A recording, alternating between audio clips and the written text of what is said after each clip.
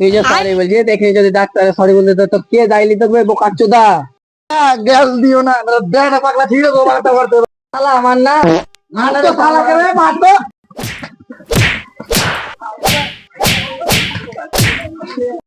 দেবেন্দ্র ঘুরে আসে কোনো যাতে লাগবে ভালো জানো না রে ভাই যা হবে না আমার বাপকে তিন ঘন্টা মেলে মেরে যা আমার বাপ বেড়ে শরীর খারাপ কি এই ব্যাপার अबे साले আমি আসছি থাম আমি আসছি হ্যাঁ